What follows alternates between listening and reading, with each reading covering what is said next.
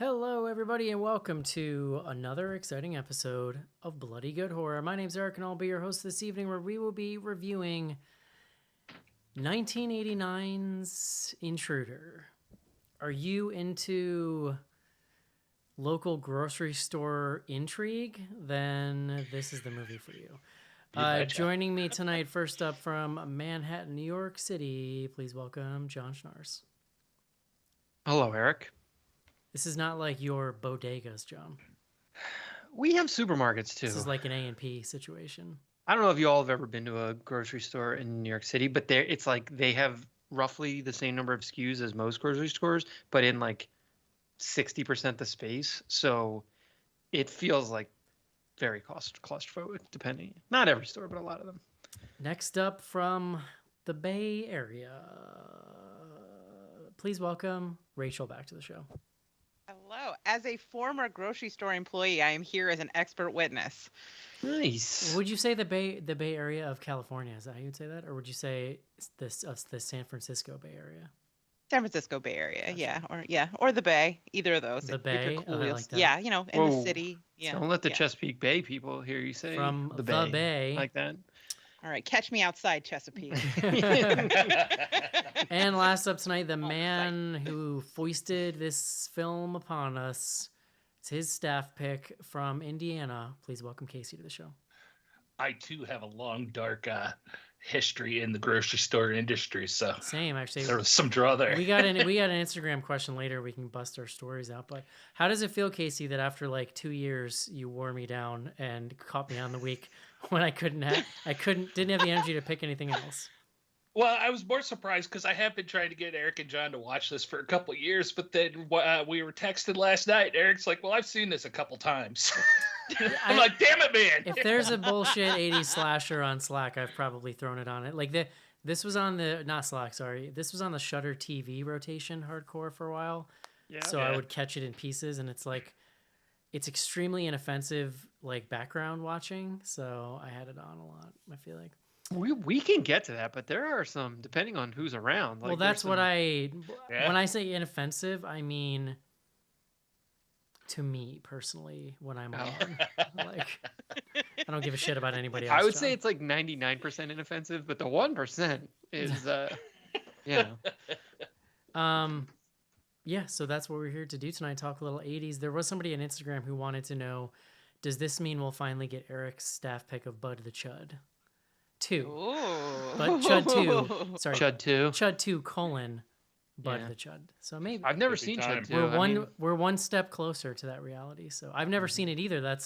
It's kind of like I need to complete the loop, and we might as well do it on the show. You've never seen it? It is so. You've talked about it so many times on the show. I thought you were the one person No. who had seen it. Well, I just know it's not even related to the first movie, and it's probably terrible, but I just it feels so insane and obscure that they made a Chud 2 that I just would like to see it before I die. It's like Troll 2 in that way. Bears no relation Like to if Troll I 1. were tomorrow to like collapse and be brought in the hospital and they were like, you have 24 hours left, I'd be like, bring me a copy of Chud 2. Tell my children I love me. Give me Bud the Chud. Take me to the ocean and bring a VCR with you. Bold of you to think it's available on VHS. I'm assuming that's the only place it's available. Yeah, honestly. it's primary format. But anyway, Max. we are here to talk about Intruder tonight. Not The Intruder with Dennis Quaid, which I completely forgot about. And I think Megan Good is in that movie, if I remember correctly. I believe she's the one being intruded upon, if I remember. Yeah. We did that movie, John. It was We a couple, did. It was a couple of years 2019. ago. I forgot about it too. Yeah, anything in 2019 just got wiped from the memory banks, I feel like, after 2020 hit. It's Yeah, just one of those years. that's fair. All right, let's take a quick break and discuss Intruder. This is it, Jennifer. Your big break in TV. From the prime time. Main feature.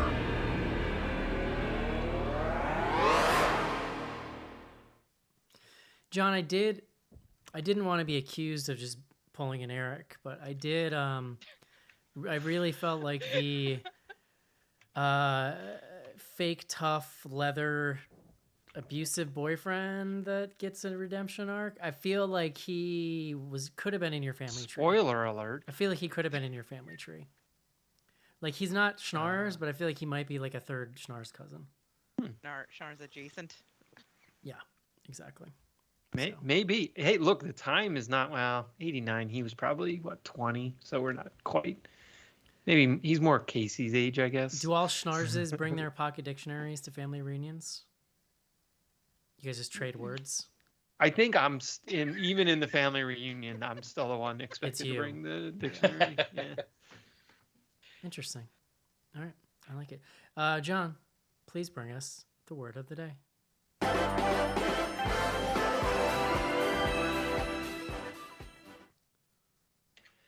Eric, today's word is sunder. S-U-N-D-E-R, sunder. Means to split apart. As in, they give you the phrase here, hew their bones in sunder. Ooh. Mm-hmm. That'd be a real good metal album name. Yeah. I'm writing that down right now. You should check that because I feel like it's probably been used. How do you spell hew in that instance, John? H-E-W? Yes, correct. Comes to us from the Old English sundrian, related to German sondern. So there you go. John, is it sunder? Hew their bones in sunder or and sunder? In sunder.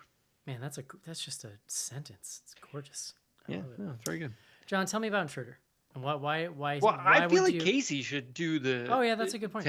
Well, why don't you tell me first, John, where that word comes from? Well, okay, I said it is the German and the Old English. Not where the word. Why did you pick that word, John?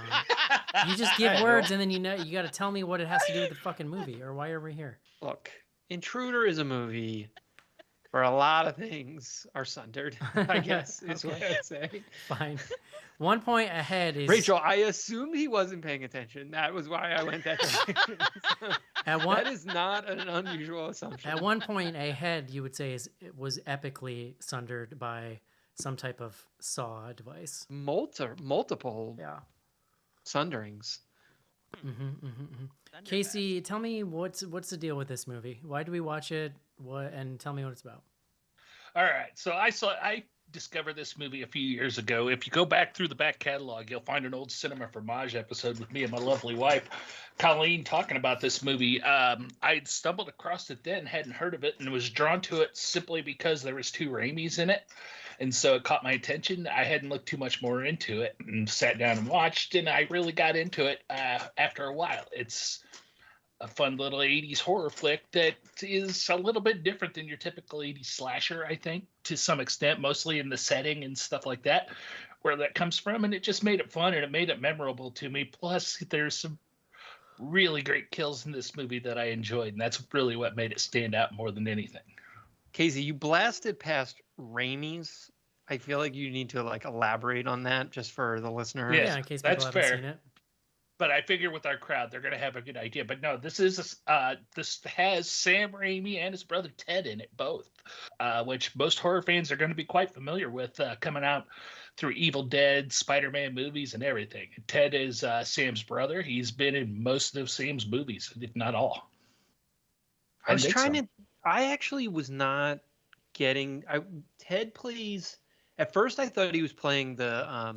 He's the guy. Who's wearing the headphones. Who's got the glasses. Is that him? Yeah, that's him. Yes. Oh, okay. All right, then I do know. Yeah, they do look quite a bit alike. It's easy to get them confused, but Ted's a little bit goofier. He's kind of playing sort of a off-kilter gentleman in the movie. He's kind of the best part of the movie, honestly. He's good. So this movie, Intruder, takes place in a grocery store, as we've mentioned. It's a night shift. Grocery stores coming in to clean up, do their night shift duties. And as they start working, they find out that the store's future is in peril. It's being sold by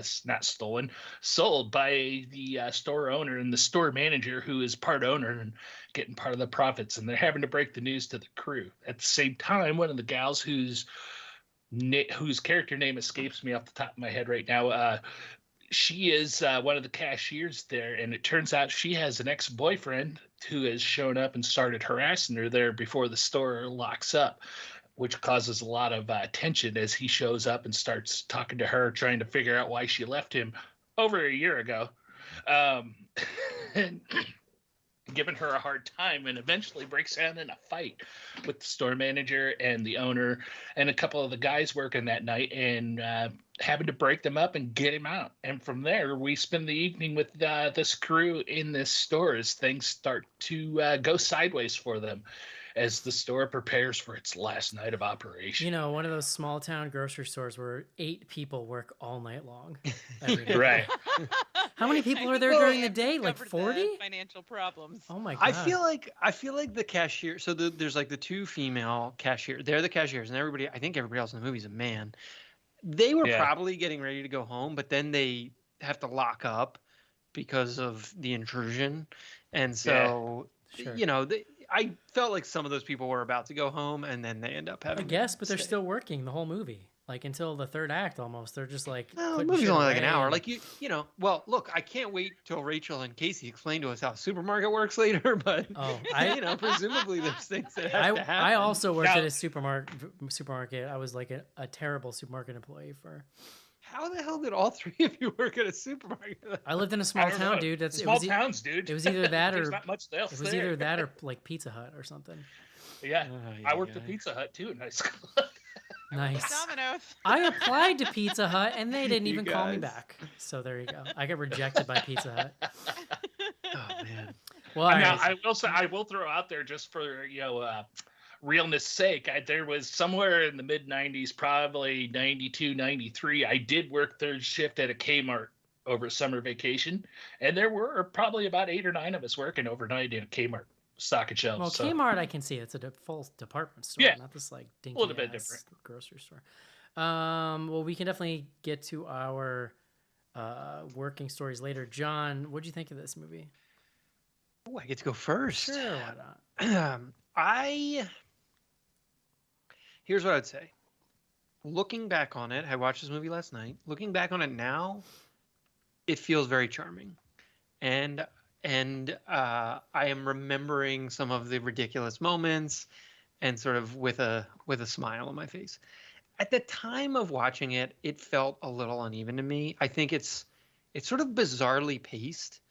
There's like a lot of time in this movie where no one is being killed. There is no threats of violence. It's 40. I noted it's 40 minutes till a death happens. Yeah, and like even the stuff with the boyfriend, which becomes narratively important, like it just feels weird. Like when it's at, so it's all a little wonky. Look, it's a fairly, I mean, I assume this was extremely low budget. I think the director here is this guy Scott Spiegel, who had been a collaborator with Raimi, and you know, he, you know, it was like a passion project type of setup. I mean, to Casey's point, he got both the Raimi brothers. It is funny on the poster for this on IMDb, the 2 names at the very top are Bruce Campbell and Sam Raimi.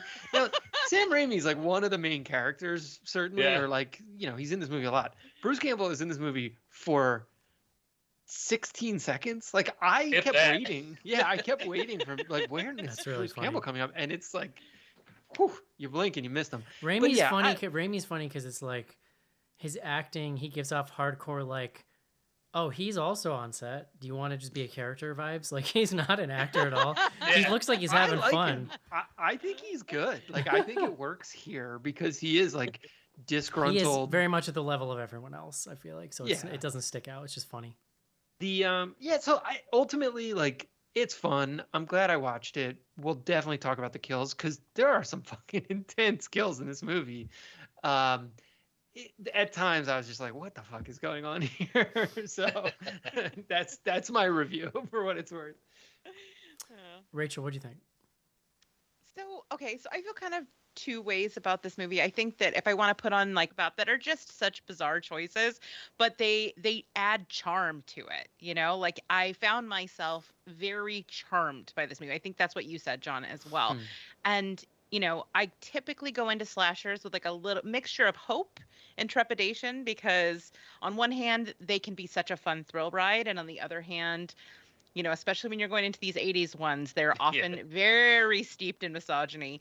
And that's sort of like the price of admission for the ride, and sometimes it's not worth it for me. So I was very excited that that was not necessarily the case. There's a little misstep with a particular character arc, but for the most part, like the gender politics in this are not so gross that it takes me out of the experience. And there are a lot of really fun kills in this. So I get all of the fun of a slasher without that high like sticker price. So yeah, I actually ended up liking this quite a bit more than I was expecting, especially when I found out I was watching a different movie than I had gone into thinking I was watching. Yeah, we're gonna have to talk about Broom Cam for sure. God, I forgot about the broom. There's so much wonky handheld camera action going on in this movie. Well, like Schnars pointed it out in our email chains too. Like one of the highest points of cinematography in here is the rotary phone shot from inside the phone. Inside the phone. Yeah, I think I really love the bottle distortion. That was the one for me. I was like, that is cool, man. I think I'm largely in line with everybody else. It is hilarious the amount of like small town grocery store intrigue that is in this movie. Like it has I never know the difference like if that's plot or story, because it's not like things are happening per se, but we are getting so much universe building around the financial situation of this grocery store, who works there, who needs a job, who's getting fired, like everybody's upset. It's for a slasher especially, it's like a hilarious amount of story. Now I'm kind of two ways on that stuff because it's the first 40 minutes of the movie. It gets kind of boring when you're waiting for like something to happen, someone to die.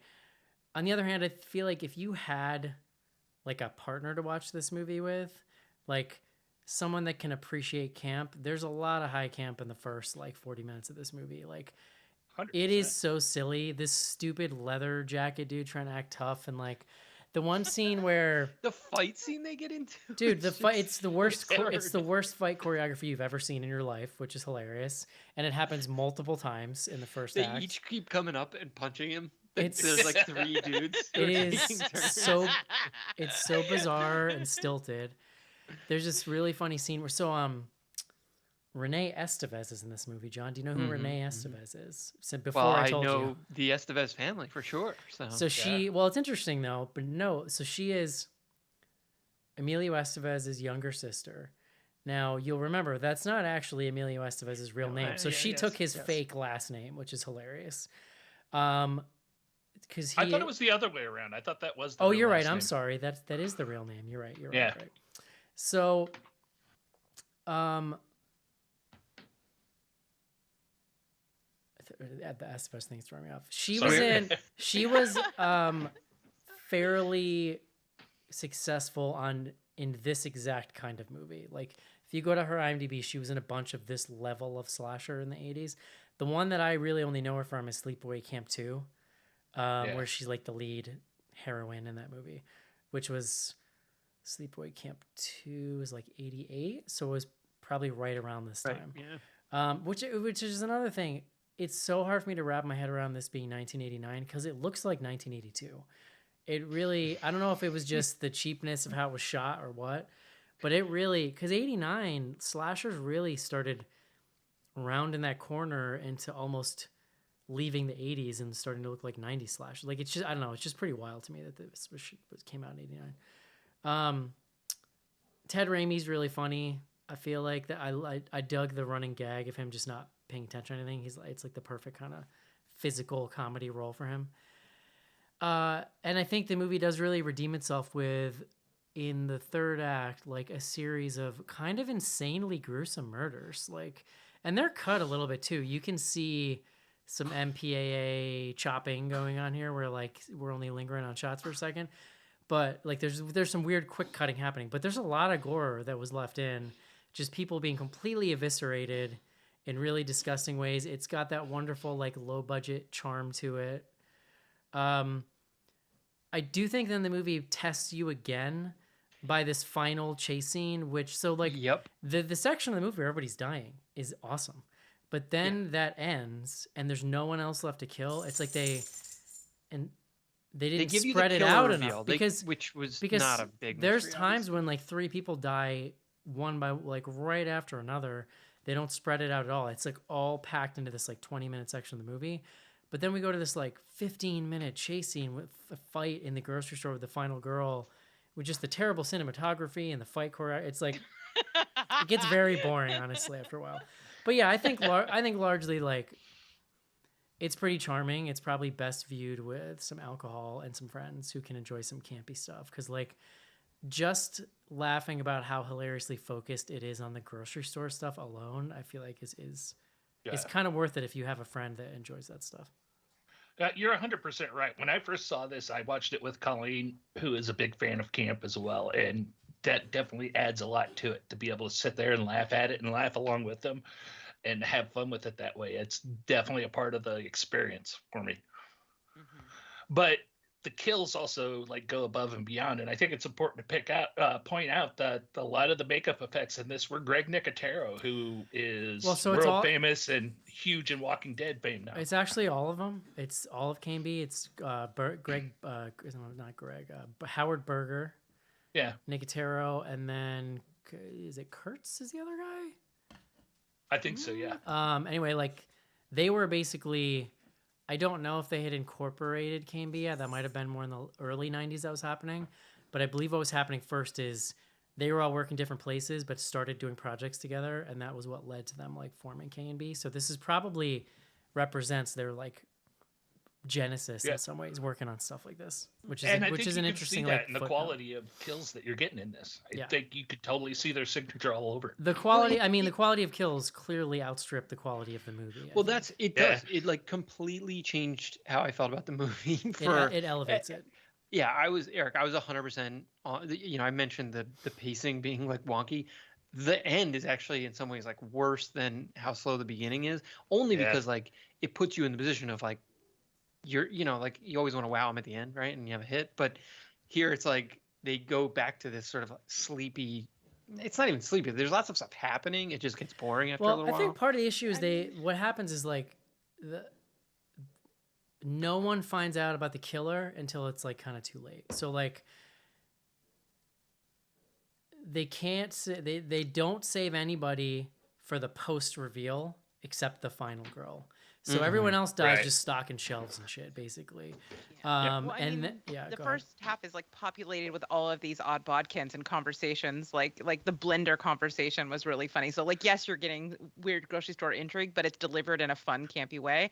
And it's I love a final girl, but Jen is not going to make the like top pantheon of final girl. She doesn't have that final girl charisma. So when you're alone with her, like Bill is doing all the heavy. Oops, sorry, shit. Am I spoiling? Okay. One of the characters Not is doing super all hard of to the figure heavy out. lifting. I mean, they literally show him halfway through the movie, but Yeah. but like, and he gives a ton of camp and like elevates like all of that his portion of the chase, and like that stuff I think really works. The problem is he's kind of playing off a very flat sort of foil. Yeah. Yeah, He's working real hard. Like maybe they Well, could have taken him down one notch in my book. It also Oh, definitely no. feels like they went through all this movie. They got all these cool kills in, and got really into it. It's like, oh, this looks awesome. This is great. And then all of a sudden they're like, oh shit, we still got to film like 20 more minutes. That's why it was odd to me. Like they could have cut this though 10 minutes. Like they Dude, could have made this yeah. 10 minutes shorter. You can no make problem. an 80-minute movie. I've seen Yeah. 80-minute 80 slashers before that were kind of awesome. Or they could have The, put some more, tiny bit more grocery store, intrigue to break up those kills that, like Eric said, are literally one after another. There Oh for my a bit, god, just they're to spread 'em literally out. talking about like repricing stuff and like Yeah. the one girl's trying to line another job up and they're talking about like the politics of like who owns. It's like, oh my god, it's really funny. Yeah, It's hard not Getting to into, notice like, while break you're into watching it. Electric Boogaloo territory with these plot points. Like while you're watching it, you're just like, are we still talking about the goddamn grocery store? Like, and it is so. Spoiler alert! Like they set up like a hardcore red herring in this kind of fake greaser boyfriend guy who like they are setting that up so hardcore. You just know he's not the killer. Yeah, like yeah. there's It's absolutely so no obvious way. because they spent so much time on it. So Especially nowadays. I mean, nowadays, looking at today's horror movies, as much as we watch them and get into it, it is definitely telegraphed. Maybe not so much in '89 when it came out, but it was definitely telegraphed. Are the one scene now I'm remembering the one scene that we're sort of maybe downplaying is that greaser boyfriend getting killed when Yeah. when he's basically beaten to death by the head. Isn't that how he dies? Am I getting that Yep. mixed up? Yeah. That shit was. I was just like, is this happening right now? Like, what is going Yeah. on? But That's, and it's funny because hearing you guys say charm when you're talking about this movie, I never thought of that term before on why I enjoyed this movie and wanted to watch it, but really it's got a charm to it. And It's plucky. it comes They're- with the they're setting, trying. it comes with the cast, it comes with that Sam Raimi group of friends that made Evil Dead and stuff like that, their kind of sensibilities with it. And I really got into, I keep talking about the kills here, but I really enjoyed them because you also have to look at the fact too that they incorporated these kills using things, nothing crazy that shouldn't be in a grocery store. It's all, they're using their surroundings and their environment It's true. very effectively for this, which I thought was part of the charm and, And made it the and hilarious made me laugh. the hilarious thing in the end is like, and I suppose it almost like validates some of it for me. Like all of the all of the grocery store drama is completely related to the killer's motive in the end. Yeah. Yeah. Well, and he even says at one point during all the like nonsense chatter, the killer says something to the effect of like, I started just like you. I was the butcher at the grocery store, and here I am, like part owner. or It's something, pretty obvious, I feel like, at some point. Yeah. Fairly 100%. obvious who the killer is going to be, yeah. It's The- funny. Go Go ahead, ahead, John. Casey. No, I no, was no. gonna say it's funny today. I started rewatching this again. I'd seen that. I rewatched this actually like 2 or 3 months ago, back just before Christmas, just because I saw it showing up on Shudder again, and I'm like, oh, cool. I haven't seen it. I watched it again. Started rewatching it again today, and I was watching it on the computer, and I'd never caught it before. But as the insanity of this movie and the kills start kicking up in the middle, I believe we start with the trash compactor scene, right? I think that's the first kill, or it's close. One? I think It might be like the second outside. thing. It is early on, at Yeah, least, but yeah, we yeah. see this one guy who talks like a weird Midwestern surfer dude, maybe. Okay, Uh, his name is Bud. Yeah. So be respectful above. But we see him going out to the trash compactor, and that's when we get the first intrigue, and we see the shadowy figure standing behind it.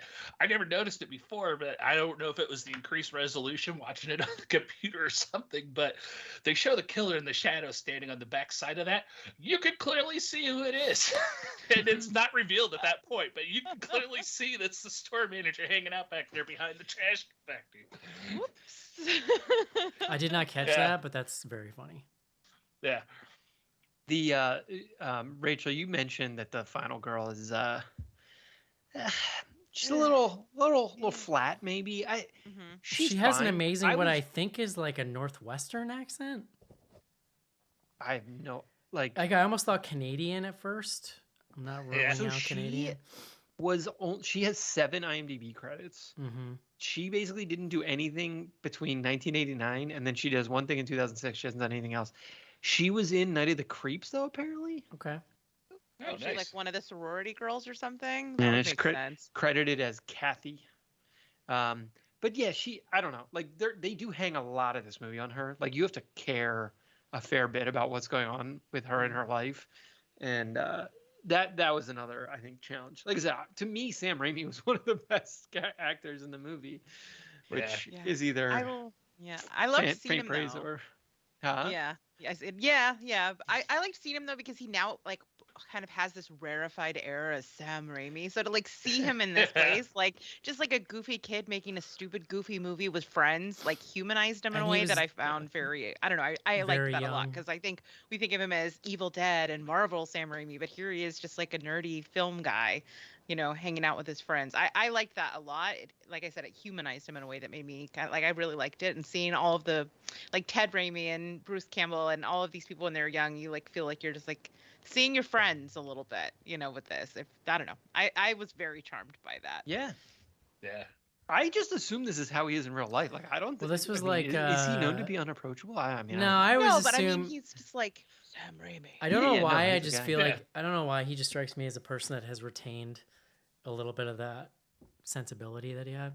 I'm just making that up. That's just me assuming that. This would have been Bruce Campbell. This would have been like Maniac Cop era Bruce Campbell, I think. Right. 'Cause I think that was And this 88. shares a lot of DNA with Maniac Cop. I mean, even our main bad guy, who we find out in the end after the big reveal, he was in Maniac Cop too. He was the squad leader. Interesting. Maybe there was some like producer crossover. Well, I mean, Raimi was involved in Maniac Cop too with Bruce Campbell and whatnot. And like I said, that's part of the charm of this movie for me, because if you've read the history and stuff of Evil Dead, especially, and how Bruce Campbell and Sam Raimi and that group of friends started making movies, these guys a lot of these folks came from that. Mhm. And it was kind of like a side channel to Sam Raimi's course. So, and you could feel the DNA in it. I think it's fun. Yeah. Mhm. No, it's there. Yeah. I was looking. I couldn't remember what year Evil Dead. I'm like, Evil Dead. So Evil Dead, the original is 81. The second one, I didn't realize it was 6 years later. Yeah. So this is fairly close. The second one, technically the first one again. Wow. It's Evil Dead 2. Come on. Yeah, they like didn't have the rights to the footage from the original film. That's why they did that. Oh, really? Yeah. I don't know. So they're like, let's just shoot the whole story in a 5-minute like opening thing. Yeah. I mean, I love them both. Individually. I prefer the Oh, yeah. first. I'm more of an Evil Dead 1 kind of guy, John. It's definitely scarier.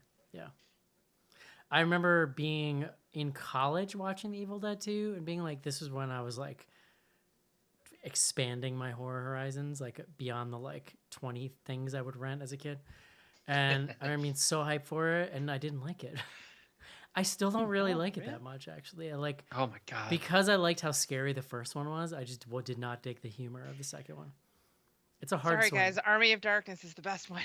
Now I like I I like Army of haven't Dark. seen Like Army of Darkness in a long time. I need to rewatch. I would that, say actually. Army of Darkness is probably my second favorite in the series, because I feel like 2 is like a weird 2 in the middle for me. Like I like what that Army of Darkness is just fully over there committing to like the thing it's doing. Yeah. In my Dude, head 2 canon, is this really movie good. takes You're place crazy. in S-Mart. Like, I don't know about you guys, but that's my head canon for Intruder. This is S-Mart. Can't tell me different. Yeah. Which is funny too, because what was the first movie on Phantom of the Mall on Joe Bob this past weekend, which is their Valentine's mean- special. And, You mean Eric's Revenge? yes, Eric's Revenge, but somebody mentions working in S-Mart in that movie. John, you missed Necromantic this weekend. Yeah, Casey was saying, what is the deal with Necromantic? Like, It's I like a mean, German film about a dude who like shot on, did he say Super 8 8. millimeter? Super 8? Yeah, like it was, Yeah, it was Super 8. Oh Jesus. like from the 80s, and it's about a dude who works on like a team that cleans up crime scenes or something like that. And but he also is a total like necrophiliac, him and his girlfriend, and he steals body parts and bodies, and then they Yeah. like do sex stuff with him, and we watch It's it. all about necrophilia. And I'm like there's looking something at it about on the IMDb suit, now. like Yeah, it it's real seems pretty gnarly grim. to begin with, but then when you throw the Super 8 in, it's like, good God. There's also like, there is real life animal violence stuff in it, but it's not, Yeah, it that wasn't that shot for the sucked. movie. It was like documentary stuff that they found a way to like splice in. Yeah. There was other animal violence later in the movie, but it was all effects. So Rachel, you're out. That's a hard no. Yep, Yeah. that's my line. Like, you can do anything to a human, and I'm like, but like, You like, ride that a course. dog stubs its tail, and I'm like, this is an outrage. I'm starting a letter writing campaign. I mean, that's fair, because I mean, that was a movie that I was afraid to watch, and I finally watched thanks to Joe Bob last weekend. I've always been afraid of it, and I'm going to be 49. So I think my thing One of my is, Zombie Girls co-hosts keeps threatening to make us watch those movies, and I was like, I'm gonna quit my own podcast. I think my thing is, I can and I don't begrudge anybody for like not wanting to watch that stuff. I think Cannibal Holocaust proved to me that I can sit through almost anything if the movie's good. The problem with Necromantic is like it's just not very good. It's not that good. It's okay with it's better with Joe Bob because like he's giving you you're learning about it and there's breaks and Yeah. stuff, But then It's we only an hour and 11 minutes long, so But I then- feel like it's like if I had to, I could watch. but then we had to go through this like these really cheesy like skits before this wedding they put on, and I was just like, I don't know, man. I don't know about this. Yeah. I don't know about it. Anyway, anything else about Intruder that we want to mention? I was just gonna say, what was your favorite kill? Mine The- comes from the bandsaw and the butcher's. Yes. Oh yeah, side. The when he head- cuts I loved it. The head like that's splitting wild. in half is real gnarly, and there's 'Cause- lots and of he decapitates the effluvia. dude in it, but it's not like your typical neck decapitation that you would normally see. He like decides to start somewhere in like the middle of the chin. Well, and then you see later the head is like put back together, sort of Yeah. awkwardly. It's on the Yeah. poster too. It's Yeah. that one's very good. This is not a kill necessarily, but there's a scene when she's in the freezer and there's like legs behind her, and it's just like then you sort of the camera either pans up or they zoom back or whatever, and it's like just it's like cut off at the waist. But these effects guys you were talking about, like it looks so gruesome. Yeah. The viscera that's coming out of this waist. So. Yeah. I also appreciated there's a scene at the beginning of the movie where we see one of those guys, they have storage upstairs or something, one of those roller line slides, and you see him come rolling down that slide early on in the movie, flirting with some girl or whatever, and it's just telegraphed. You're like, oh, we're going to see that again later. And we do see it fairly effectively. I think you got all the best kills, but another shot that I really, really liked was one of the last kills, I think, where the guy comes to the door and he cuts his throat and it sprays the door, and then you There's- just see him through the blood. That's such a cool shot. It's just also sort the of most Yeah. it's the most absurd blood spray I think I've ever seen in a movie. It's like way over the top. I like it. All right, I think that's gonna do it for our review here. Would you, John? Do you have something else? I mean, look, for 80 slasher fanatics, sure, but I'm not recommending this to horror normies, let's call them, like the new horror fans. John, do you remember in The Intruder how they give Dennis Quaid like what's clearly like a MAGA hat, but like it's not? It says something else on it. Yeah. Yeah, Or it was yes, blank or I something, but do. it was like clearly that's what it was. yeah. It's good times. I would recommend this over The Intruder, just to be clear. Yeah, Yes. I think so If too. you're gonna watch a movie about intrusion, Well, John, would you This might be recommend one. this in general? no, I'm gonna be a no, I guess, in Okay. general. Rachel? I mean, I would definitely recommend it to horror nerds because I feel like it's an underseen gem. And I would recommend it to, if you are looking for something fun to have as a group watch, Hmm. like this is perfect. This is a perfect group watch. Because you could You're also looking to like get- talk shit during it and like not really miss much. Yeah. Yeah. And you're going Yes, to be like totally. good and toasty by the time the kills start. So it's like you're 40 minutes into your drinking, you're going to have the best time ever. Like this is a Wait, perfect group Can I watch. go back and redo my recommendation and say, like, if you're hammered? Listen, nobody said I couldn't qualify. Yeah, as no, alcohol. fair enough. Well done. What you're gonna want to do is yeah. get yourself some nitrous. No, I'm just kidding.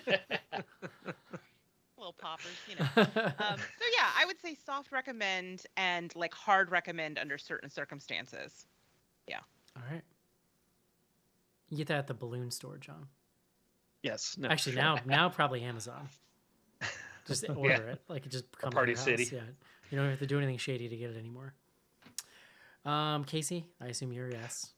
Yeah, I'm going to recommend this, and I think it's an undiscovered gem. Like Rachel said, I think it's one that's, especially for horror nerds, I think it's one to get out there because it's something that's coming out of that 80s slasher genre that's not prototypical of an 80s slasher all around. Yeah, Can I?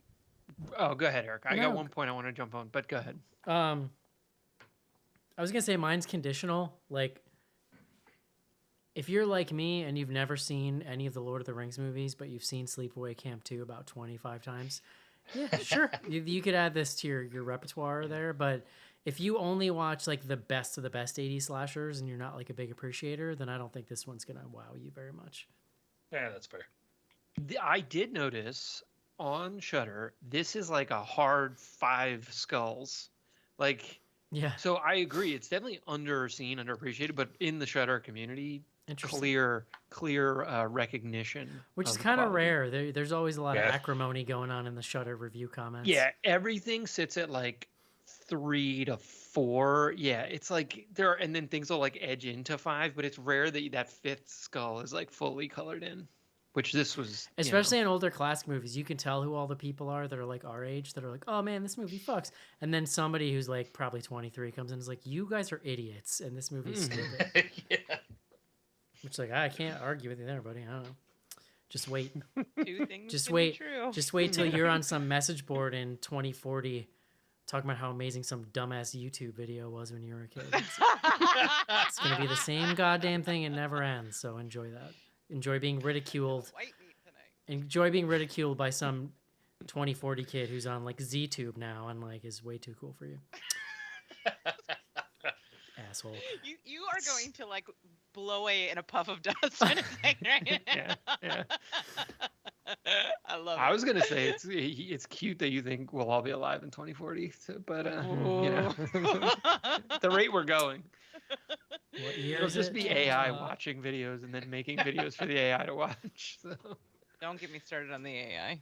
Oh, My yeah. conspiratorial brain can't handle it. John, did you look at, other than making fun of me for spelling your name wrong, did you look at that tweet that I sent you today? Speaking of AI imagery, I mean, I looked at the one you sent me, but I did not click through to like they're the very thread. cool. This guy who uses Midjourney to make like fake screenshots from movies that never existed, and it'll just be like director mashups. Like this one I sent John was like space, like a sci-fi space movie directed by David Cronenberg. Like he makes up the titles, and then directed by David Cronenberg, and then somehow does this like magic with Midjourney, and it spits out these banana stills, like just insane.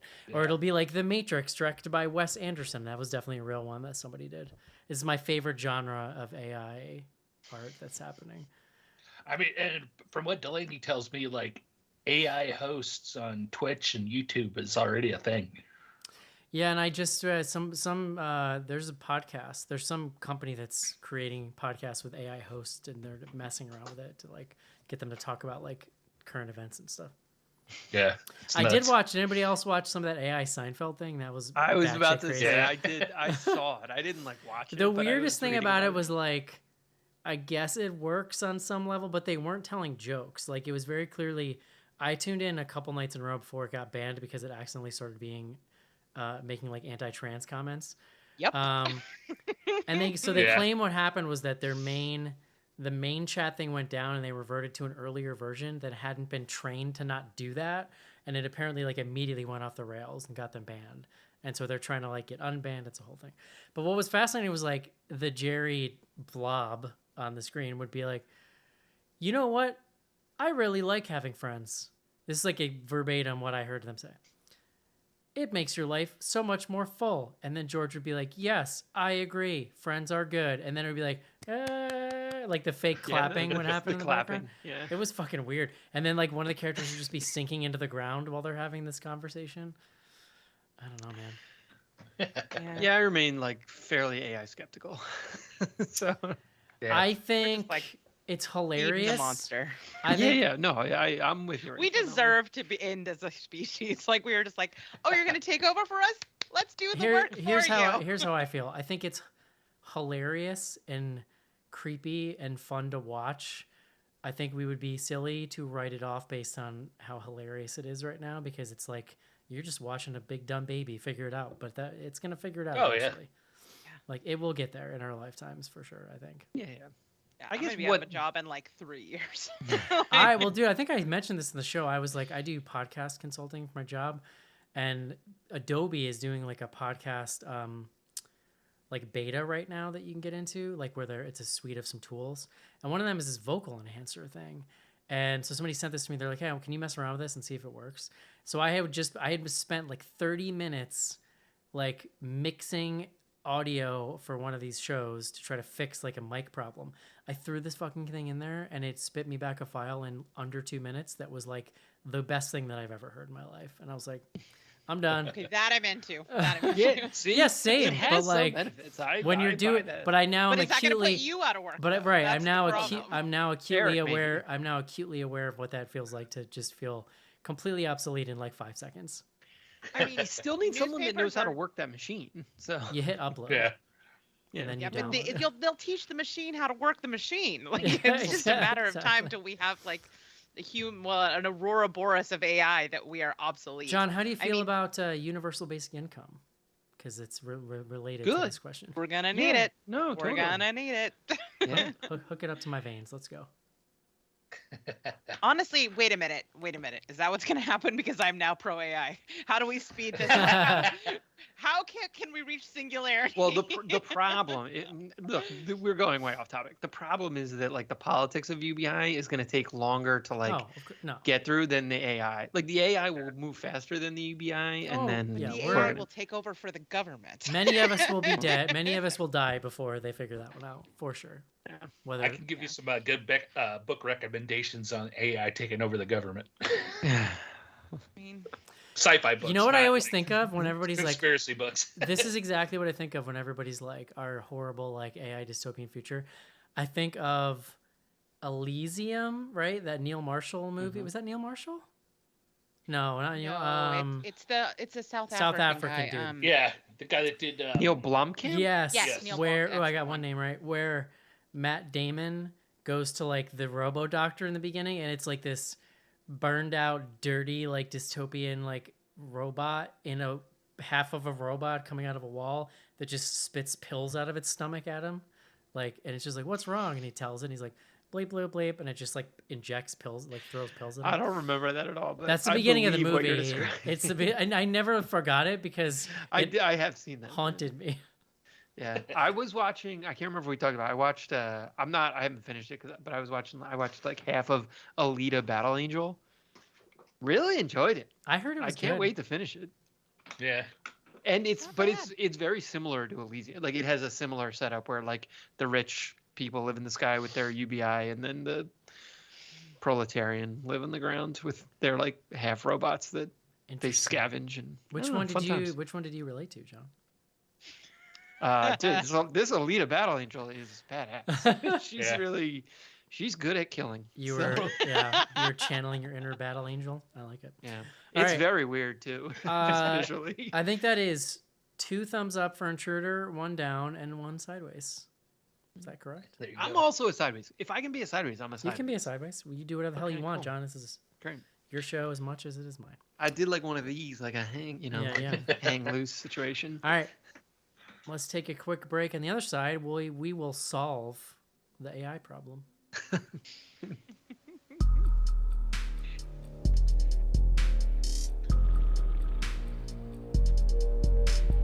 Send feedback to info@bloodygoodhorror.com or on Twitter using hashtag AskBGH.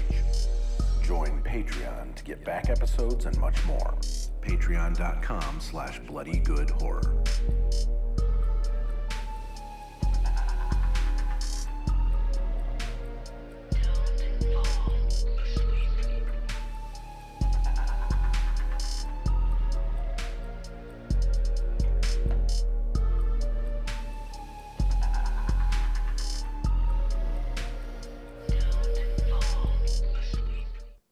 And we're back. Guys, if the AI could stock the shelves overnight at the supermarket, would we want that, or is that we don't want that? Well, We want like a No. bunch of teenagers fucking around and stabbing each other. It's gonna go real bad when like the blue collar jobs disappear, because like look what happened in 2020 when people couldn't work. Like it's gonna be so much worse. Yeah, but look at some of the stuff. I mean, it's already started. Look at the Amazon warehouses. Yeah, you ever read that thing that like the stat that like Amazon has such churn at their warehouses that they're like in-house like statisticians basically were warning them that like you're gonna run out of humans to work at your places, that like when you take the pool of people that would be willing to Shit. work for you, the number that do work for you, and the rate of turnover, that like they only had a couple of years before they would literally run out of humans in America that would work at their places. And so Maybe they'll make the jobs better. it's why and, they're like, pay them hardcore. more? They're hardcore trying to pivot to like I robots. wouldn't say so. Yeah. It's why they're Yeah, I trying to wouldn't hold your breath. trying to hardcore pivot to like robots and He AI needs and like another yacht. Okay. Look, he is trying to save the Washington Post too. I mean, if you like your newspapers, but newspapers. John. I'm trying to throw you something, Rachel. It's Yeah. I you know. appreciate you. I appreciate you. Rachel, Yes. you I guess we're not busy enough. And so you have a new show now with fellow BGHer Elizabeth. I do. We just Oh. rolled it out for on Valentine's Day, and then we're going to start. That's like our soft launch, and we'll be doing our hard launch in March for Women in Horror Month. It is a new YouTube show called Hear Us Gore. You can subscribe right now. Like I think the kids say, smash up that subscribe button. Well, we're just going to be talking about like the like horror topics of the week. Basically, I'm going to be like, Elizabeth, what is Eric tweeting about? Because we need to talk about It's not me. Yeah, she told me that you asked like how I stay plugged in, which is a hilarious question because I don't even know what the movies are about until I go to see them, like in the on the show. Like He knows about the fake movies that Midjourney is coming up with. Yeah. Let me tell you all about the Jamba Juice movie from 1978 because that was killer. That was my other favorite AI movie tweet. But yeah, so how can people find that? Yeah, so you can find us on YouTube at Hear Us Gore. Elizabeth has started all of our social media, so you can definitely follow us on Twitter and Instagram. There's nothing there yet, but because we just launched, but there will be soon. So if you want to get at the ground floor and say you were like an OG fan, now is your time to strike. And you guys were doing like some reviews of like some Super Bowl trailers. Yeah, so we recorded on Super Bowl Sunday, so we just did kind of like a trailer react to trailer for 65, the new Scream film, and Cocaine Bear, which I am way too excited about. 65 is this thing with Adam Driver, right? Yeah, I got the trailer in front of. I feel like without Adam Driver, I'm like, what? Why would I want to see this? But like because it's him, I'm like, what do you know that I don't? He seems smart and talented. Who's it has directing such, like, it? Predator vibes. It does. Yeah. Is it like Mick G directing? It looks like a Mick G? It should be a Mick G film, but It does I look don't like a McG film. I'll tell you what. As far as Scream goes, like this was the most I've seen because I don't really watch trailers that much. Mm-hmm. I'm very into the like. It has a early 90s slasher vibe, and I mean that pre-Scream, like when the 80s slasher franchises were like, I don't know, send Jason to space, or like whatever, like Freddy's dead, I don't know, like when they were starting, it feels batshit crazy, this Scream sequel, like the depths of I'm excited about it stuff they're mining because there. it's crazy. Like I had like lost interest in Scream with the last one. I mean, I'd maybe even before that, but this one's I mean, it's New York City. I feel like I got to support the movie because I support New York City. I'm also pretty Finally, excited. New York City gets its due. It's been so under the radar. We do not get a lot of horror movies though. It's too expensive to shoot here, you know? I'm and like pretty- it's also You did it. They did it with Manhattan. Jason Takes Manhattan, and you do It's it true. right the first time. You know. That's right. I'm You pretty never gotta do it psyched. again. I'm pretty psyched Fair. too because they are finally using the zombie Ghostface mask. Now, this is kind of a deep cut, John, but when Scream 4 came out, they had prototypes of a bunch of different like out of left field Ghostface masks that they were going to use in the movie. I believe one of them was a scarecrow. One of them was this zombie thing that basically it's all like torn up looking and dirty. It looks like it's been buried. And they actually, I own it because they released some of these prototypes at the time. You could, I think it was, I want to say it was Screaming Mad George did them. He's a pretty big like effects guy. Anyway, I own a zombie Ghostface mask, John, that now is actually being used in a movie. So pretty excited. Nice. I'm just glad that I've got a YouTube show that I can smash the like button on or whatever, and then I'll be up to speed on what's happening in horror finally. Because you know, to Eric's point, I don't keep up as much. Going back to 65 real quick, it is written and directed by Scott Beck and Brian Woods that we know from Haunt. Yeah, Oh, and I like they wrote A Haunt. Quiet Quiet Place, I Place. guess. With, Yeah. That's But it's a also weird- produced by Sam Raimi. Man, that's a real weird I like. do like that. I always find it strange when Hollywood taps these directors that make these very small, intimate indie movies, and they're like, here's a $100 million CGI bonanza that you're probably perfect for this. Like, okay. Yeah. I'm glad they're getting I'm- a opportunity, but that always just seems like a bizarre move to me. I'm a little annoyed that I feel like they like sort of spoiled all of the plot of the 65 movie in the trailer. Yeah. They like at least the big twist, right? Well, it's also Yeah. called 65, so you'd be like, what the fuck is this? But It's in the They kind trailer. of do have to It's in the explain it. trailer. They'd say it. Yeah. They're like, we've gone back in time. Yeah. Casey, here's your chance to sing the Planet of the Apes song again. I was There's just all thinking that, along. Rachel. John, he did that last week too, so let's not encourage him. does this movie contain a Planet of the Apes-esque twist in which like we find out that we cloned dinosaurs and they retook over the earth and then he came No, back? no. Hold on. No. My assumption Oh. is that this is a where humans came from conspiracy. Yeah, Yeah. okay. Because they're Yeah, I think talking about like finding Earth and that it like looks like their other planet and yada yada. So Yeah. So we think this is a different movie with Earth, a different planet with Earth dinosaurs on it. no, Yeah. no. They are I think aliens. This is Adam and Eve. Correct. Or Earth. Well, I don't know if that's Well, you know- appropriate because you know what I- isn't she like a child? This is a Well, there's other people in pods, so I don't think. Oh, okay. Okay. this Ah, is okay. this is like a Fair enough. Prometheus situation. Yes. Yes. Correct. Yes. That was my take. Got it. You got there. What if it was that, but then Now I also can't get that song out of my head. what if it was that? What if it was that, but then also Planet of the Apes twist at the end? Yeah, like Dr. Zaius kind of like pops up right in the last Smoking frame. a It's like an cigar. after You credits are thing. playing with fire. Yeah, Casey no, is, I know. he is He on is. the edge right I now. am. He's teetering. I Can't see play it. the piano anymore. Did, Good before. did we watch this Haunt movie? I don't think I've seen Yeah. it. It's fun. It's a fun little nasty. We never did it. Haunted. We never did I it. don't think we covered it. No, we No, didn't. we did. It's on. No, we didn't. It's on Shudder, and Joe Bob did it like last year, I think, or 2 years ago, 2021 maybe. I'm almost positive we did because it was the guys that we find out they're all piercing enthusiasts. I mean, I've seen it, but I know. I don't- just searched I the don't believe we did it. episode guide. It's Oh, not in there. I thought for so. sure Oh we my did. God. I don't- Mandela effect. I It's don't- happening on the Yeah. show. But I've seen it. I've seen it a couple times, and in fact, when I talk about non-offensive non-offensive just means I'm capable of having it settle in as background noise, and I have used that exact movie for that exact purpose multiple times. Got it. It doesn't sound like a compliment when you say it. No, but it's good. okay. Yeah. Well, 65. Here we come. Cool. Hero score. Check it out. Yeah. Info at bloodygoodhorror.com. This is from Robel. Roger. Mr. Roger. I didn't screen this, so here we go. I don't use Twitter anymore, so here's a BGH that wouldn't fit in the Instagram. I went to see She Came from the Woods. I drove an hour to see it.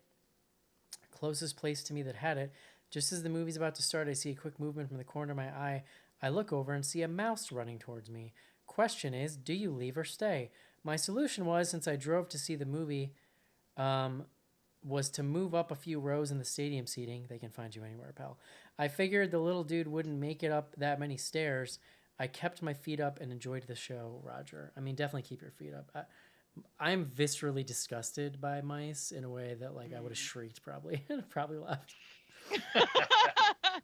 I would have stayed. It's like that, but you know, Yeah. it's real. I'm gross. sure, man, when we did which, I guess the 10 year was where we did the screening at the Oriental in Milwaukee. Like, Yeah. if that place doesn't have vermin, then I would be shocked. Like, only because it wasn't dirty, but it was like 100 years old. Like, it was old as hell. Yeah. Yeah. See, this is where Rachel, I'm are very you- jealous of Ariel. She is a Disney princess in that she is like animals are drawn to her, which has its pros and cons. Because she's also the only person I know that has been skunked multiple times inside her own bedroom.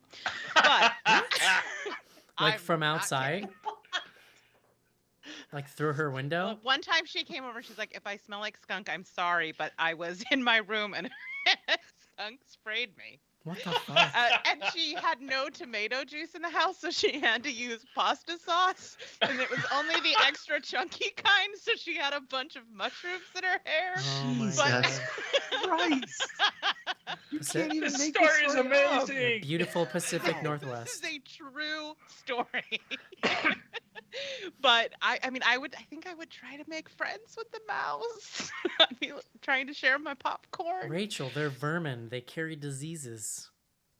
Yeah, I- most of them don't. These I aren't mean, like- you're not wrong. These But aren't like have you cute seen their little. whiskers? These aren't like cute little pet store mice. These are like I think I said this in the show. All right, so I won't kiss it on the mouth, but can I hold it? I think I said this in the show. I watch these like animal rescue videos with my kids, and one time we watched one where this woman rescued like a bunch of baby mice and then just let them go in the woods. And I'm like, what are you doing? Like, there's plenty of mice in the world. Like, it's fine.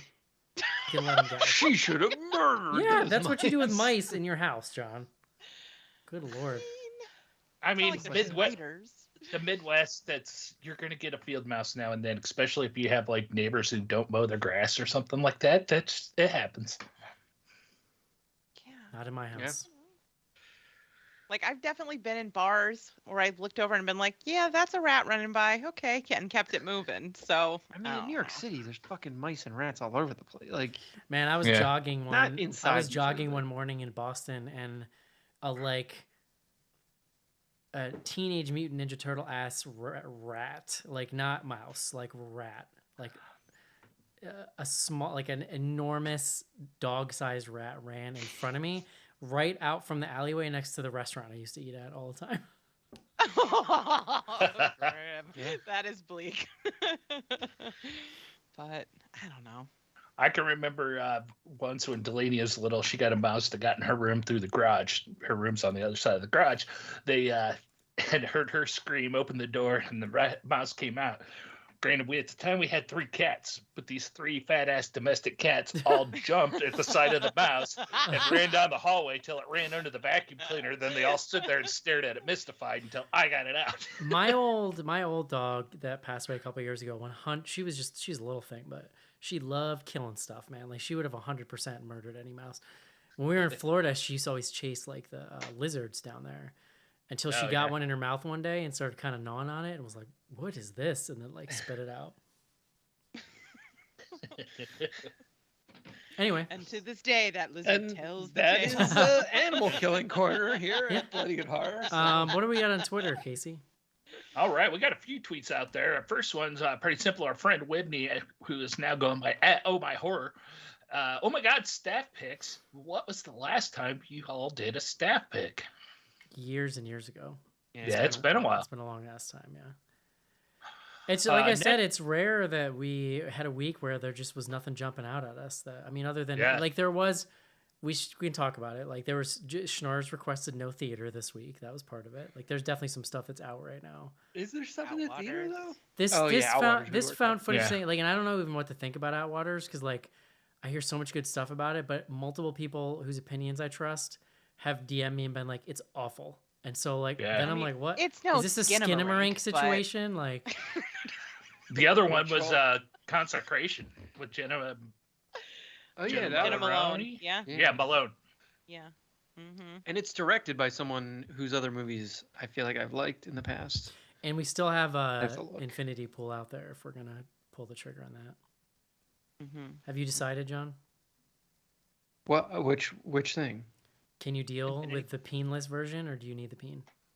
At this point, we've waited long enough. Like we should just keep waiting till it's out, All right. right? Like I mean, Yeah. there is whatever. We can talk about what's next week later, but All right, next up we have our longtime listener, longtime friend at Skizbot. Back in my poor college days, I broke the door handle off my 91 Grand Prix coupe. For months, I had to climb through the passenger side to get in. Worked okay until the key broke off in the locked passenger door. Good times. Tell me your shitty car stories. I have one from this morning. My car's fine. It's almost 10 years old, but it's a Honda, so it's holding up pretty well. But my inspection ran out in September. Like I switched my plates to New York, and they're like, you have 9 days to get inspected. I didn't do it, so I've just been like plugging along. For the last like 2 months, my one headlight, I'd have to kind of every couple days punch it to get it to work. Like just give the old Fonzie like, and then it would start working. It doesn't work anymore. So I gotta actually go get yeah, it. that's not usually a long-term I strategy. gotta go get it fixed tomorrow and whatever. Get my stupid inspection. In high school, I had a 1970 Volkswagen Beetle. That thing. Wow.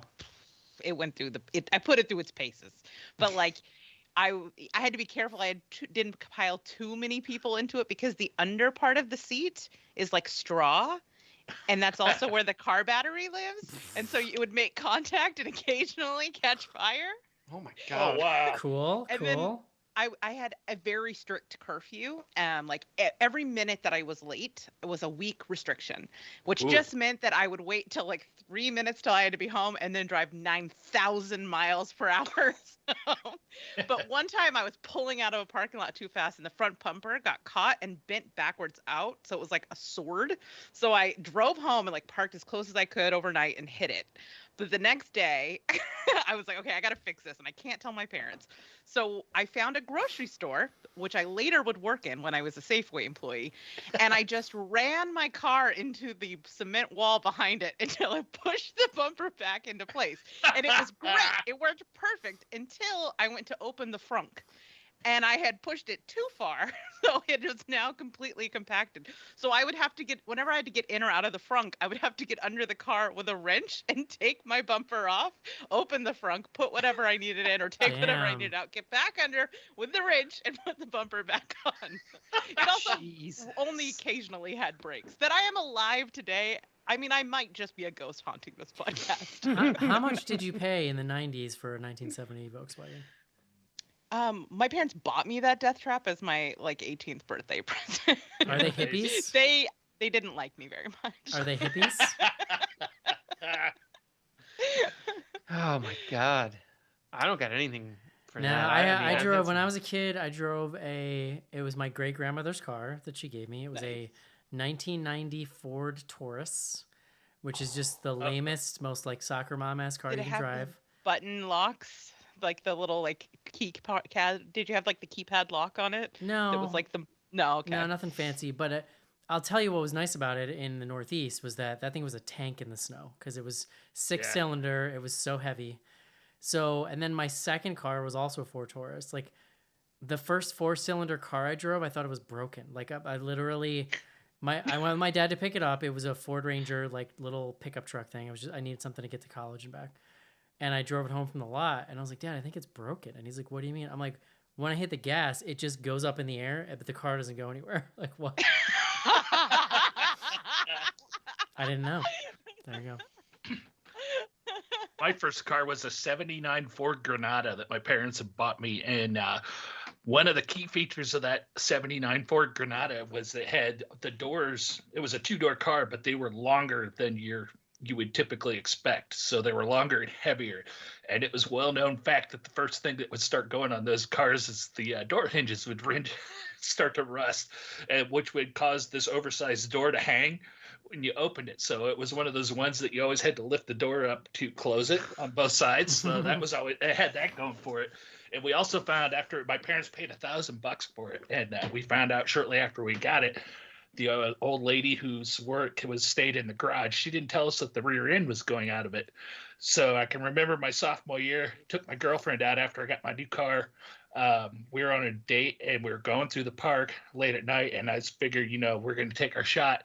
And I turned to look at her and put my arm around the seat to say, hey, you want to go parking? And as soon as I turned around and put my arm around my girlfriend, the back end goes out. So you can imagine me putting the arm around her and it going, the whole car started shaking. I'm like, so we're going to take you home now. Amazing. John, I'm dying to know what your first car was. Well, the car I learned to drive on was a Jeep Wrangler that my dad had bought himself for his 40th birthday. So I got it. It was whatever. He was, 50. He was like 10 years old when I got a piece of it.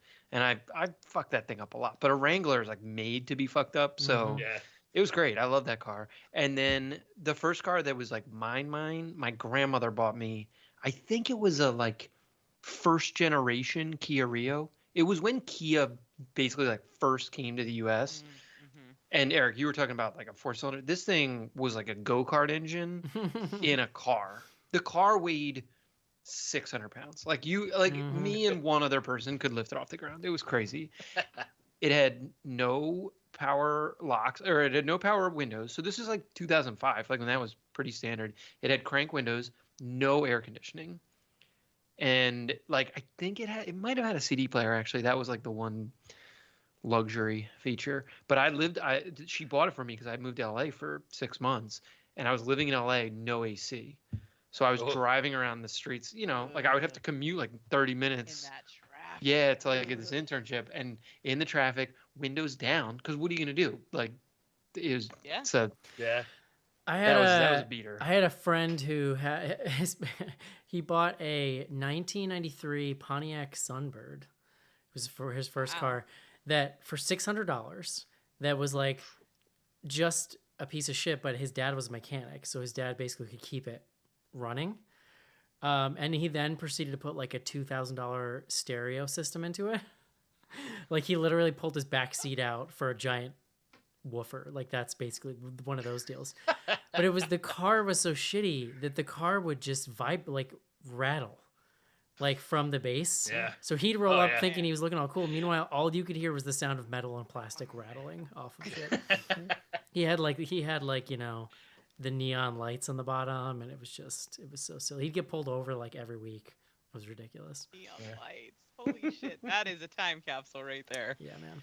Yeah, my $1,000 Ford Granada lasted maybe a year, if that, and then my parents had bought me that. So that I turned around, my neighbor across the street was selling her old '81 Buick Regal that I paid her $300 for, and I drove that thing for like 5 years. It was awesome. Nice.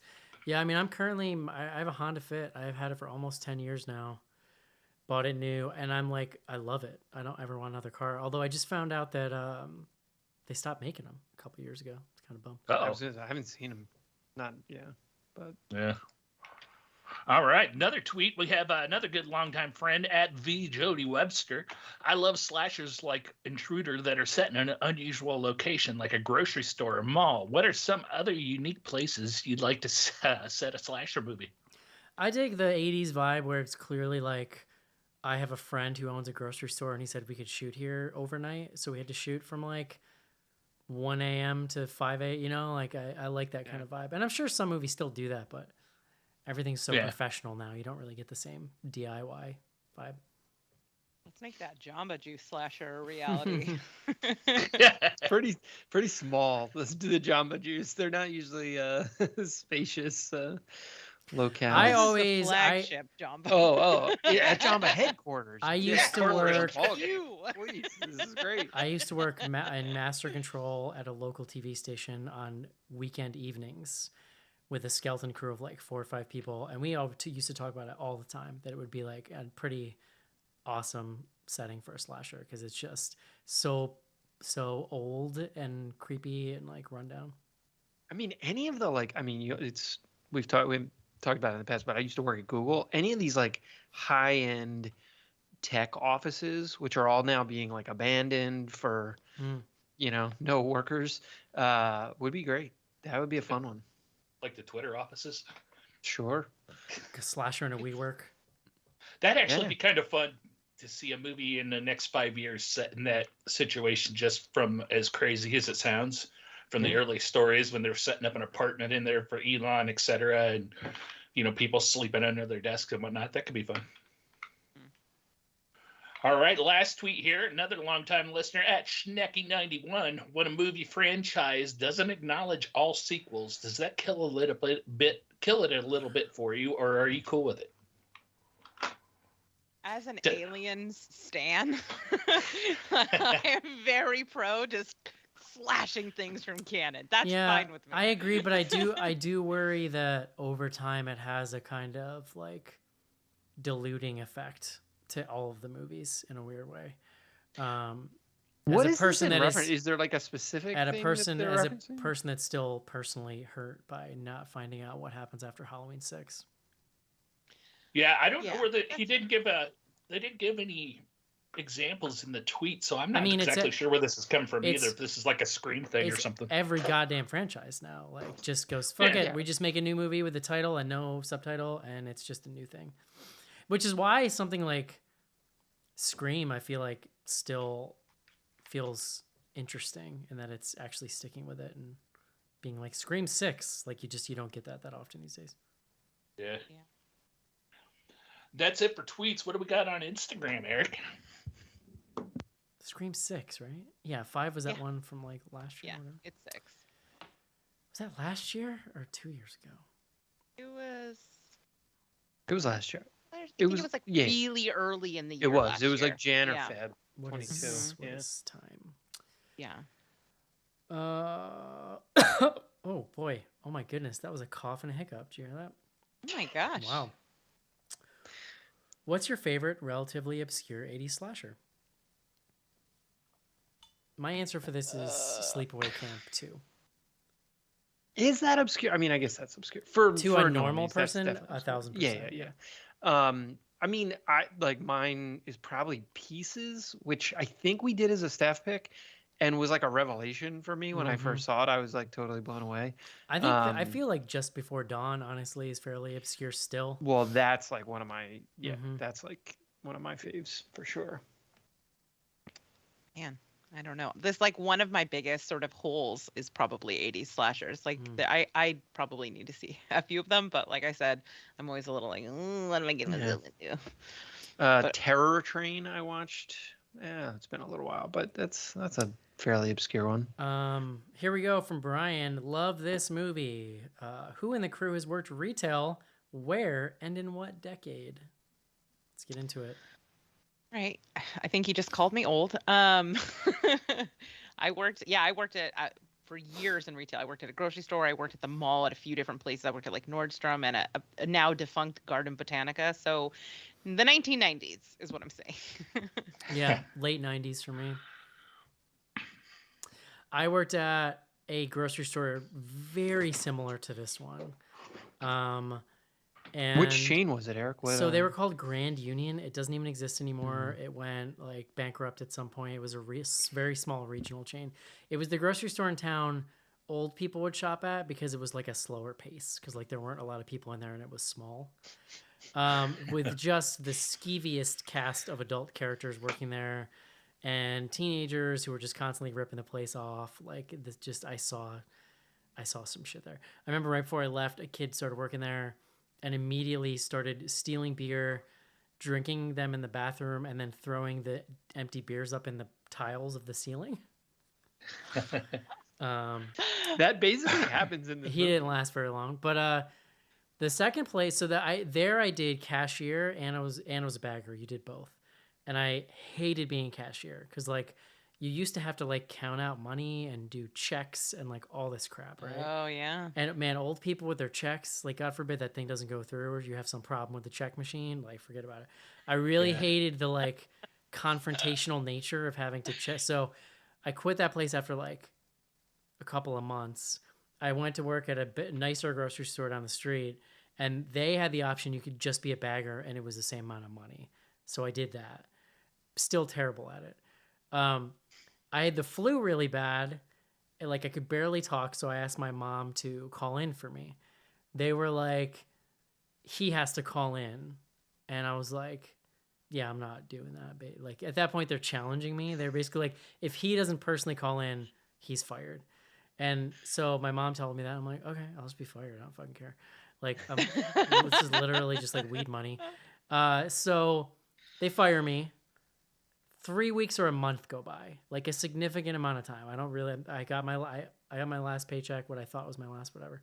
And then one day at homeroom, this dude that I worked with comes up to me and he's like, hey, I thought you got fired or quit or something. I'm like, yeah, I did. And he's like, that's so weird. You're on the schedule tomorrow. And I was like, really?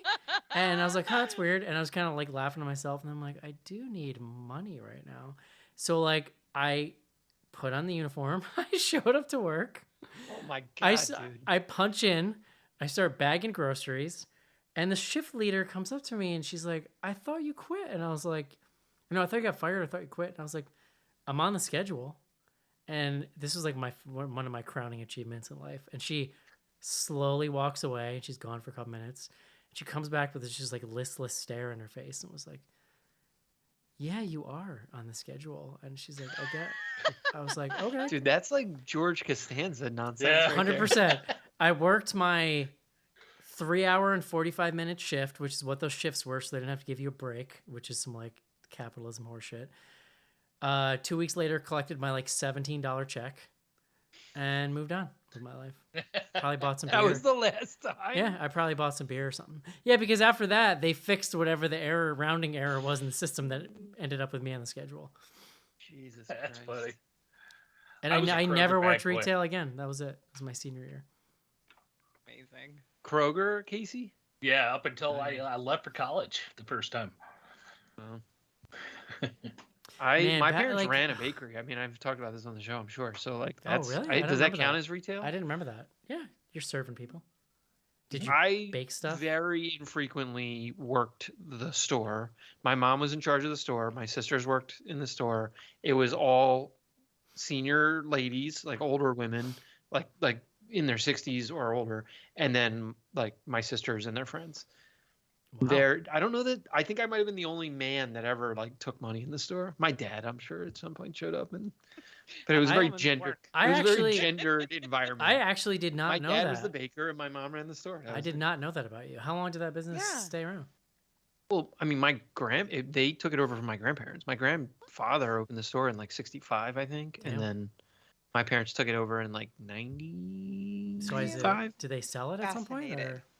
Yeah. Did they? What? No. It went out of business. Oh yeah. What was Yeah. your specialty? Did you have like a special thing that you guys made? Like, was it? It like was. It was like a pastry or was it- traditional. No, it was traditional German.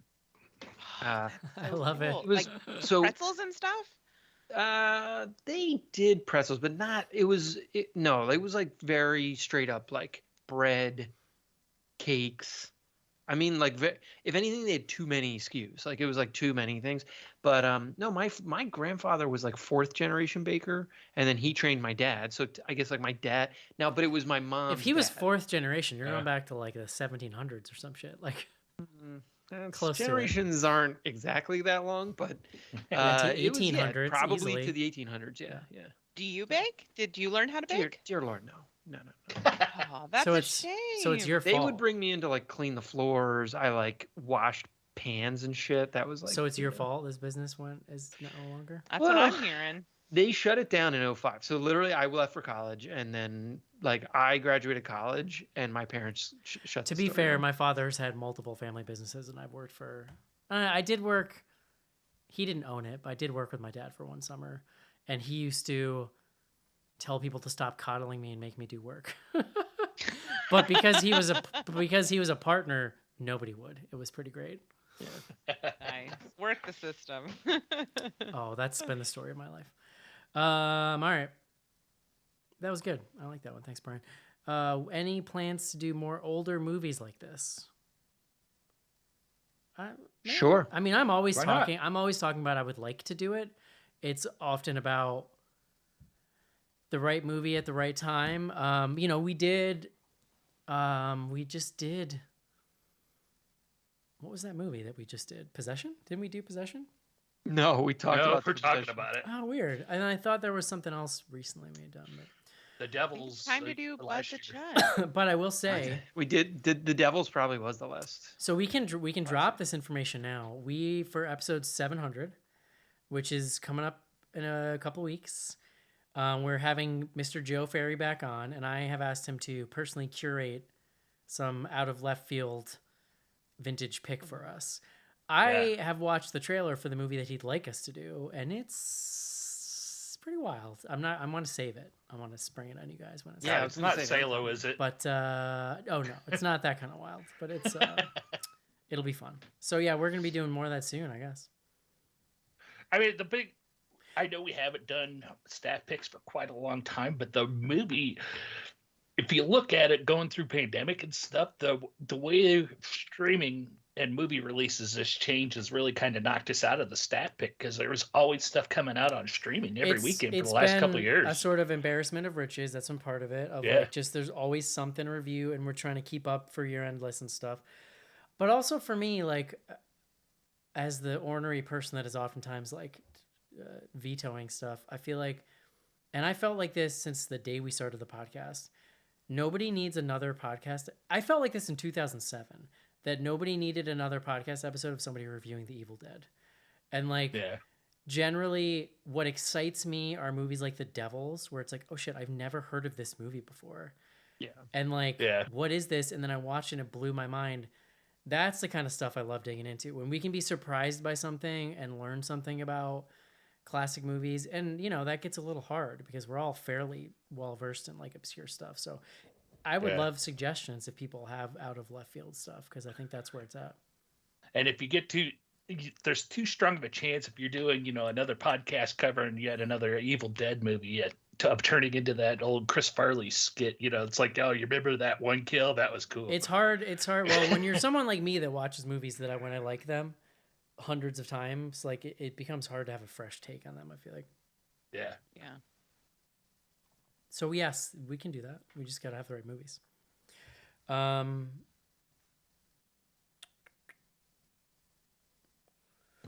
If you had to put an 80s horror movie quote on your tombstone, what would it be? You said this ahead of time, and I just didn't have time to research. I didn't. Damn it. You all maybe have better ideas, or. But Yeah, I need to get on this preview list, because now I'm like, what is an 80s movie? I've never seen one before. Yeah, those are tough in general. What would you do if an intruder came into your home at night? This is why I wear earplugs. I've said this before. I want it to just be over quick. I don't want to be aware of what's happening. Like, just go ahead and stab me and get over with. so grim. Dude. You just kill I mean, me. it's not the only. I also wear earplugs because I like to sleep in silence, but still. Fair enough. I don't know. Just keep in mind, if you break into my house, the first thing you're going to see is me and my undies and a baseball bat, and nobody wants to see that in the middle of the night. Rachel, I speaking. mean, Go ahead. I don't know if that's true. There's a whole portion of the internet dedicated to something just like that. Well, that's fair. I've been told in certain communities I'd be quite popular. Mhm. I've been going to. I have a stink bug in my room, Rachel, and I've What? do what's you that guys now? have those there? They're weird, like scaly, not like weird, sharp-looking bugs that if you squish them, they smell like really offensive, like sour apple. smell. Shark? Sharp. As in like Tiburon? As They're in like Jaws? Sharp. They're like angular. They're Angular. angular. Oh, okay. Yeah. Okay. But I like it's up in my kind of butt, like hanging out around like the upper part of my wall in my room, and all I keep thinking is like, well, my ears are plugged and my eyes are cut. Like, what's it gonna do? That was my question. Like, how are they in terms of like They don't size bite. to ear They're canal? not. They don't bite. They're not aggressive. It actually might be legit too big to get in an ear, but it could get in a mouth. It could get in I your... did it. I got him to shake his head. I forgot about the ear canals. Well, that's why I was. Listen, That's why I was These are discussing a this. highly guarded orifice. Okay. They- No, it's- I hear Every I you. like time that you're Eric's on okay this- with the stink bug, but mice are new.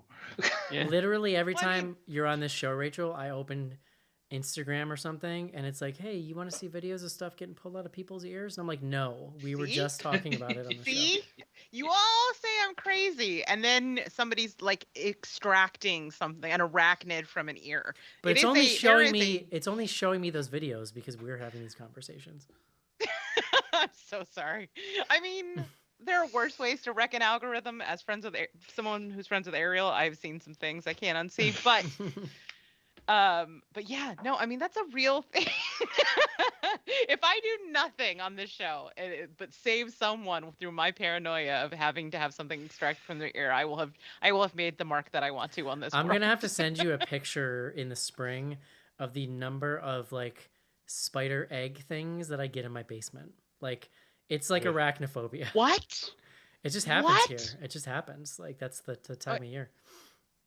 And remind me, what part of the country do you live in, so I can The never- Northeast.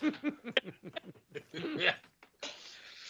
Whew. Ah. Yeah. Yeah. I mean, like I hear horror stories of people who like move into a new house and all of a sudden the walls just like erupt with like spiders, and I've never, knock on wood, had that experience. I once, as a kid, I think this is the origin. I don't know if I told the story, where I like found my stuffed animals in the attic and I brought them downstairs, and then in the night something woke me up and I turned it on. There were spiders all over my walls that had emerged from the attic bag. Ugh. And so I like had to get Good out the Lord. like vacuum cleaner and just like Spiders freak off of me the out. walls, and then that thing got yeeted outside. Spiders forever. freak me out, but do you know what we get here that freaks me out even more? Are earwigs. Are those the things? Just because that- you think they're gonna go in They've your got like nose? little pincers in their butts. No, because I put my foot in my shoe once as a kid and got like stung by one.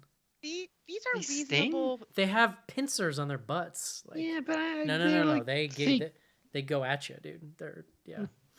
Okay, I'm looking up stink bugs I because I, also feel like I need a once- visual aid. I know I've to told this story before, but I was adjudicate. watching my mom like garden once when I was a kid, and she's pulling stuff out, and she pulled a thing out, and a literal like fountain of earwigs like shot up out of the ground. Like somehow this thing was like the keystone holding them in the ground, and they just like like flew up out of it. Hideous. Okay, these are very arachnid adjacent. I am anti this. I They're a don't know little why it's still in your house. they're a little leafy looking. They sort of look like a praying mantis head or Yeah. something. But if you Mhm. cry, Yeah, if but you they look like crush- they want to burrow. they don't bite or anything, but if you kill them, they give off this like real horrible stench that is kind of like sour apple, but not good, but like very bad. Okay. It's no getting sprayed by a skunk in your bedroom smell, but No. Ask it's not her about great. it. It is a true story. I It's have a- multiple times since I've met her. It's enough In to her make own me. bedroom. It's enough to make me want to just catch them and put them outside. And I generally am a murder anything on sight kind of person. I mean, when it comes to spiders, I feel like outside I don't mess with them. In my house, death sentence. Like Oh, yeah, you that is got- the deal I've made with the universe. I can remember the first Sure. time, like for a while, I feel like I would not kill bugs in front of my kids. I don't know why. I felt weird about it because they thought bugs were adorable and cute and like, oh, he's going to his home, like that kind of thing. I can remember the first time I like absentmindedly murdered a bug right in front of them, and they were just like, oh my god. Innocence lost. Anyway, we got two more Love it. questions. Okay. What's an 80s slasher you've always wanted to see but still haven't? The Prowler. The Yeah. Prowler. I've never seen a Prowler The either. Prowler is very good. I believe that it's Tom Savini effects in that movie. I think it is. It's better than Intruder, I will say that. Yeah. I've never watched. I don't think The Stepfather. Not that I'm like dying to great. watch it. I would probably watch The There's a Prowler last first. drive-in episode of that. That is a good way to Yeah. watch it. Okay. I don't know like that it. I could think of any that I haven't seen, to be honest with you. Not off the top of my head. I would have to see like the VHS cover Have you to ever say, seen? oh, I never saw that. You ever seen Cheerleader Camp starring Leif Garrett? Because Oh, you yeah. haven't lived until you have. Still haven't seen Lord of the Rings though, John.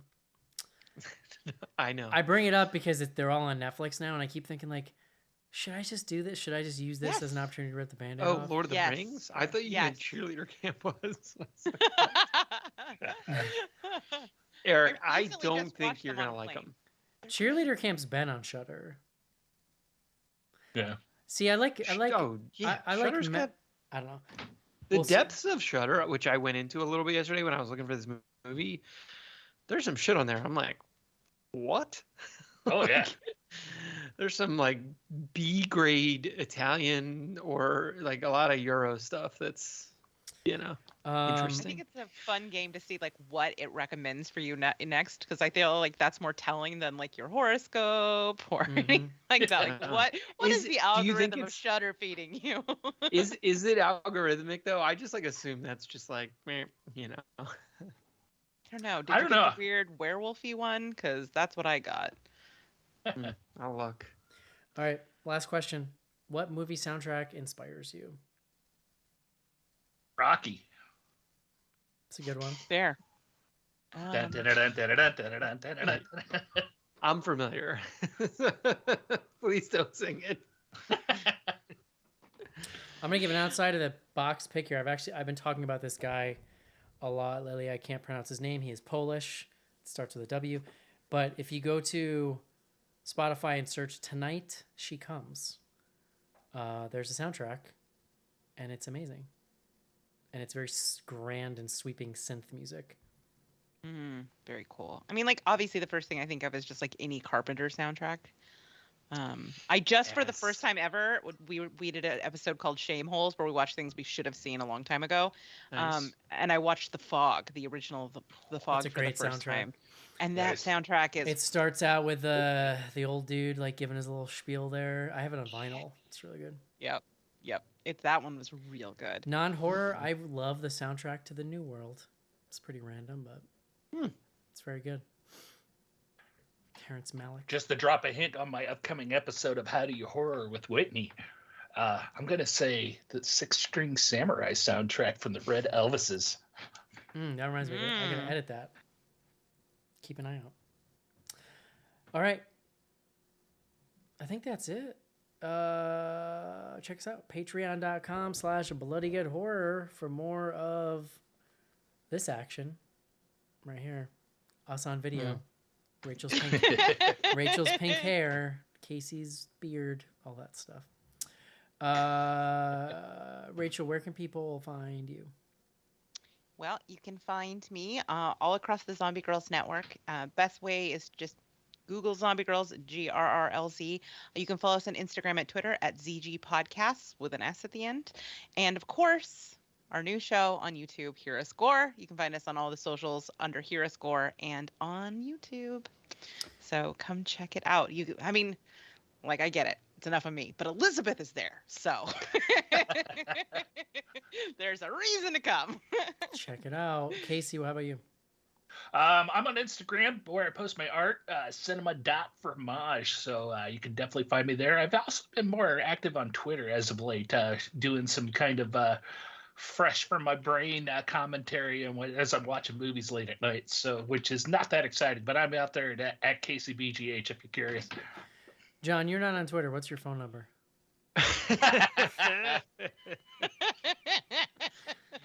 You can Venmo me at Schnars. Did you almost give it to me?